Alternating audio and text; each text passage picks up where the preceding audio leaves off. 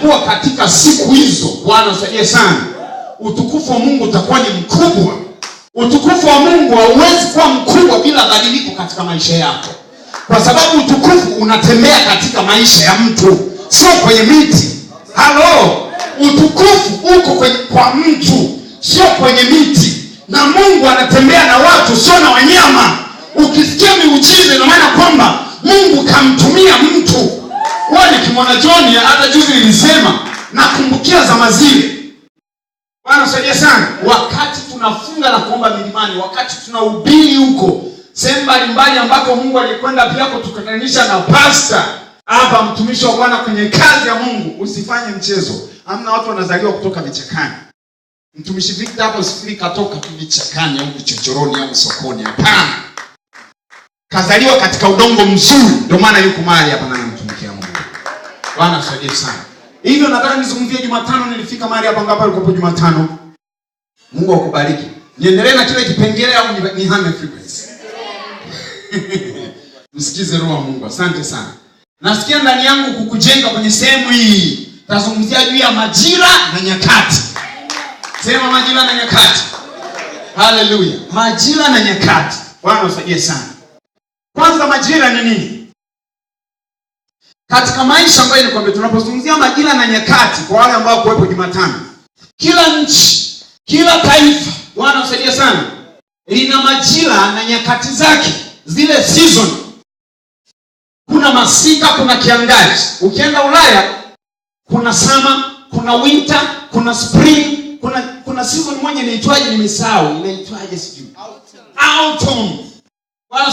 Kuna majira tofauti. Kuna kipindi cha baridi, cha upepo mkali, upepo mpaka unazalisha moto. Wewe unaona upepo unapiga mpaka moto unatokea moto. Bwana saidia sana. Kipindi cha hivyo, yako majira ya aina tofauti, baridi, joto, amen. Kipindi cha barafu vipo. Huku kwetu hakuna. Ukienda South Africa hiyo ipo. Msimu wa barafu sehemu France, South Africa. Nilishangaa sana wakati nikiwa niko kule chuoni nasoma.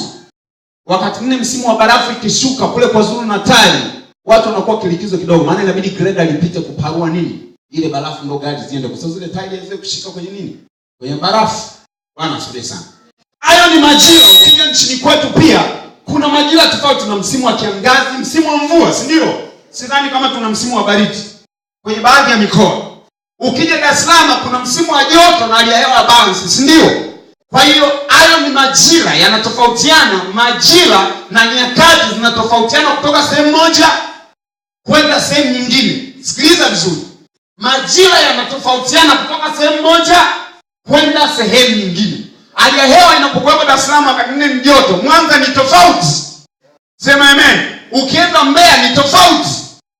Siku moja nilipata nafasi ya kwenda Mbeya kwa msimu wa baridi. Nafika kula wananitengea chai na kunywa tu, mimi naiona sio ya moto. Baadaye nikuta huku nimepata shida kwa sababu ya baridi, kumbe chai ilikuwa inaniunguza, mimi sisikii kwa sababu ya baridi. Kwa hiyo majira yanatofautiana kutoka sehemu moja kwenda sehemu nyingine. Amen. Kwa hiyo hata katika maisha yetu, amen, Mungu ameweka majira na nyakati kwenye maisha ya mtu mmoja mmoja. Sema amen kubwa.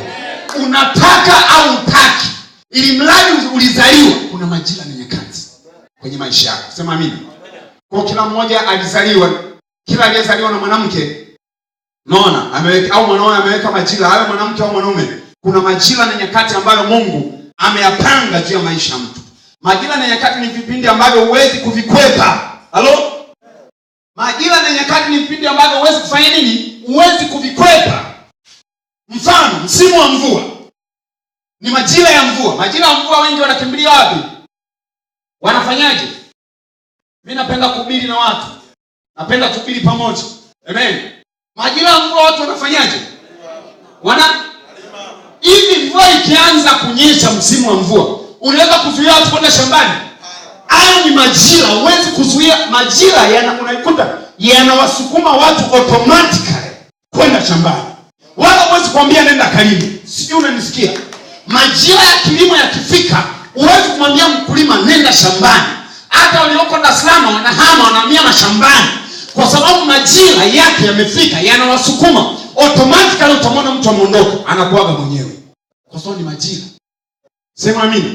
Ukifika msimu pia wa kuvuna, wa kupanda, amna mtu utamwambia kupanda, automatically kila mmoja utaona anatafuta mbegu za kufanya nini? Anapanda.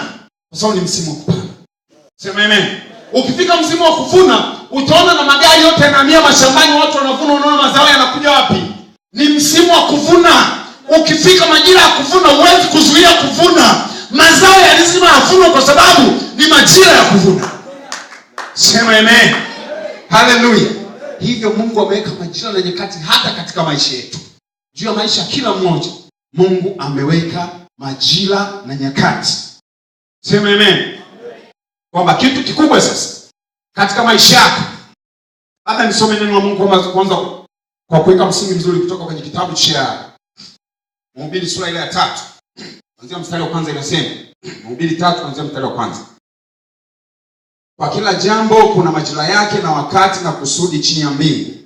Wakati wa kupanda, wakati wa kung'oa yaliyopandwa, wakati wa kubomoa, wakati wa kujenga. Wakati wa kuomboleza, wakati wa kucheza, wakati wa kutupa mawe, wakati wa kusanya mawe, wakati wa kukumbatia, wakati wa kutokumbatia. Wakati wa kufa, kutafuta, wakati wa kupoteza, wakati wa kuweka, wakati wa kutupa, wakati wa kurarua, wakati wa kushona, wakati wa kunyamaza, wakati wa kunena, wakati wa kupenda, wakati wa kuchukia, wakati wa vita, wakati wa amani. Bwana msaidie sana. Hayo ni majira Mungu ambaye ameweka. Kwamba kuna wakati wa kuzaliwa, kama kuna wakati wa kuzaliwa pia kuna wakati wa nini? Wa kufa. Kama kuna wakati wa kupanda, basi kuna wakati wa nini? Wa kuvuna. Bwana msaidie sana. Kama kuna wakati wa kucheka, pia kuna wakati wa nini? Wa kulia. Biblia inazungumza kwa kila jambo kuna majira yake. Sema amina. Kwenye kila jambo katika maisha mtu kuna majira yake. Katika hayo majira, Biblia inasema kuna majira na wakati wa Mungu. Bwana msaidie sana. Kwenye kila majira kuna wakati wa Mungu. Bwana msaidie sana. Majira au nyakati, majira ni kitu ambacho kimebeba matukio katika maisha ya mtu. Halo? Bwana msaidie sana. Ukinisikiza vizuri hapa utatoka kama jinsi ulivyo. Majira ni msimu, ni kipindi ambacho kimebeba matukio. Sema amen. Mfano tunaposema kipindi cha mvua, kimebeba matukio ya kulima, watu kuwepo shambani. Kimebeba matukio. Hivyo katika kila majira juu ya maisha ya kila mtu kuna matukio. Sema amina. Wakati wa kuzaliwa, wakati wa kufa, wakati wa kulia, wakati wa kucheka. Hayo ni majira. Lakini Biblia inasema kwamba pia kuna wakati wa vita na wakati wa amani. Kikubwa ni nini sasa katika maisha yako kama mwana wa Mungu?